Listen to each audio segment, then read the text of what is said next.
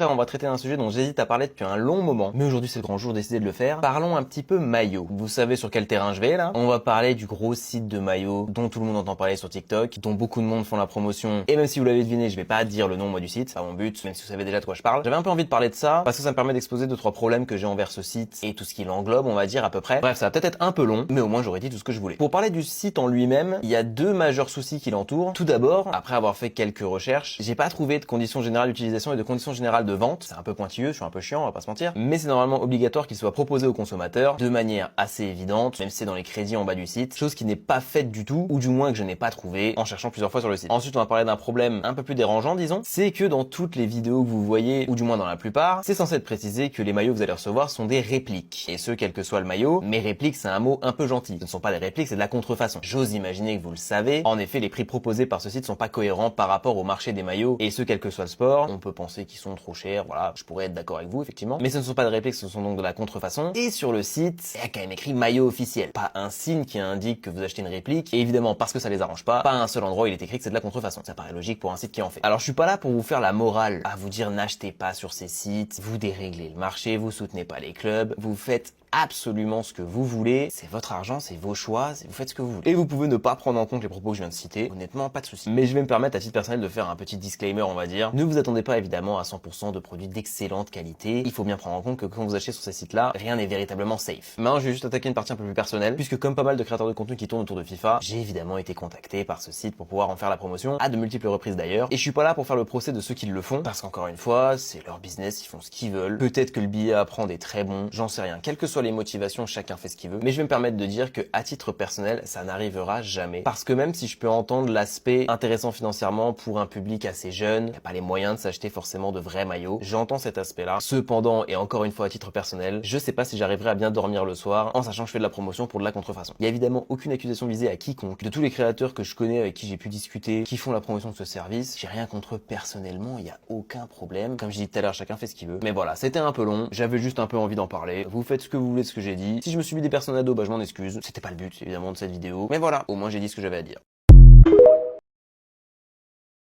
Bon, on va se faire une petite partie 2. Vous connaissez les maillots, voilà, on va continuer d'en parler un petit peu. Merci pour tous vos retours sur la première vidéo. Content de voir que ça a pu lancer un certain mouvement, entre guillemets. Il y a eu quelques petites vidéos derrière où on m'a cité et tout, donc très sympa. Aujourd'hui, on va parler un peu plus des réponses qui ont pu être apportées, et c'est uniquement par le biais d'influenceurs partenaires de ce site-là, et qui ont fait une vidéo, entre guillemets, un petit peu pour défendre. Il y a plusieurs vidéos qui sont sorties, il y a deux vidéos qui m'ont interpellé, et auxquelles j'avais envie de réagir. J'ai contacté les deux créateurs des vidéos. Un des deux m'a donné son aval pour utiliser des extraits, donc Kaofut, merci à toi. Je l'ai identifié en bas de la vidéo, évidemment. On n'est pas là pour attaquer personnellement le créateur, bien sûr. C'est simplement un petit contre-argumentaire par rapport aux arguments qui ont été donnés dans certaines vidéos. En soi, on va pas se mentir que quand tu achètes un maillot à 16 balles, on sait très bien que c'est des répliques, hein, on va pas se mentir. Encore une fois, réplique, non. Contrefaçon, oui. Réplique, c'est un peu trop gentil par rapport à ce qui se fait. Pour nous défendre, nous, en soi, nous, les entre guillemets influenceurs, on y est pour rien, les mecs. Alors, je peux comprendre un certain dédouanement de dire c'est pas vraiment nous, c'est le site. L'influenceur en soi n'est pas responsable. Et malheureusement, je suis pas extrêmement d'accord avec ça parce que le fait de faire la promotion d'un service en sachant que c'est de la contrefaçon, en sachant que c'est pas full sécurisé, en sachant qu'il y a un risque, en sachant que vous vous adressez à un public assez jeune, ça me semble pas concevable de dire que vous avez pas une part de responsabilité là-dedans, même si évidemment c'est pas vous qui mettez les maillots dans des cartons et qui les envoyez ensuite, mais indirectement il y a quand même une responsabilité à endosser. Alors après il y a un problème plus global sur les réponses données par ces influenceurs partenaires du site, tous ceux qui disent pourquoi on dit que tel site est une arnaque, ça parle de livraison, le site c'est pas Amazon, évidemment qu'il y a des problèmes de commandes, des gens qui ne reçoivent pas, machin. Mais frère, le combat il est pas là. Moi que des gens reçoivent, ne reçoivent pas, entre guillemets, c'est pas le problème. Ça en est un, évidemment, mais c'est pas le problème que je soulève. Déjà, ne comparez pas cette entreprise à Amazon, parce qu'Amazon, c'est une entreprise établie, nette. Et j'ai vu passer des petits témoignages comme l'erreur est humaine, tout le monde se trompe, machin. On s'adresse pas à un humain, on s'adresse à une entreprise. C'est pas un pélo qui fait tout ça. C'est une entreprise. Quand on achète auprès d'une entreprise, on est en droit de s'attendre à de la qualité, à la fois dans les produits achetés, dans le service avant-vente, dans le service après-vente. Bref, tout doit être clean à 100%. Comment c'est possible de promouvoir un site qui ne l'est pas? Et vous savez qu'il ne l'est pas. Donc les mecs, le combat, il est pas mené sur le fait qu'on reçoit ou pas les maillots. Le combat, c'est que vous faites de la promotion pour de la contrefaçon, en sachant que c'est de la contrefaçon, ce qui est d'autant plus grave. Donc pour moi, il y a un dilemme qui va se créer maintenant pour ces influenceurs partenaires. Ça n'est que mon humble avis, c'est pas une vérité que je vais donner évidemment, mais pour moi, il va falloir faire un choix entre accepter une erreur, parce que ça reste selon moi une erreur de faire la promotion de ce service, et arrêter, voilà, expliquer, peut-être, voilà, son point de vue, évidemment, c'est pas dramatique, mais c'est une erreur. erreur, ou alors s'enfermer entre guillemets dans ses idées, je sais pas, parce qu'il y a une pression mise, la thune est bonne à prendre, voilà, tout simplement c'est peut-être une excellente source de revenus, mais à ce moment-là on va pas se mentir qu'avec tout le bruit qu'il y a autour de ce site en ce moment, l'image risque d'en pâtir un petit peu. Et enfin, petite touche bonus, si par exemple vous voulez contacter ce site sur TikTok, tapez le nom du site dans la barre de recherche et regardez tous les comptes qui existent. Comment on fait pour s'y retrouver là-dedans? On veut contacter un service client, voir le contenu de ce site, on sait pas. Les mecs, rien n'est clair là-dedans. Évidemment, je ne remets pas en cause le public qui achète. Vous faites toujours ce que vous voulez, je suis toujours pas votre daron. Vos choix, votre argent, vos responsabilités, y a pas de souci à ce niveau-là. J'essaie encore d'être le plus préventif possible. Je veux pas attiser une haine envers les personnes qui sont en partenariat avec ça. C'est pas personnellement contre eux que j'ai un problème. J'ai peut-être un problème contre certaines valeurs défendues via cette marque qui collent pas avec les miennes et avec ceux de beaucoup de personnes visiblement. Donc soyez vigilants.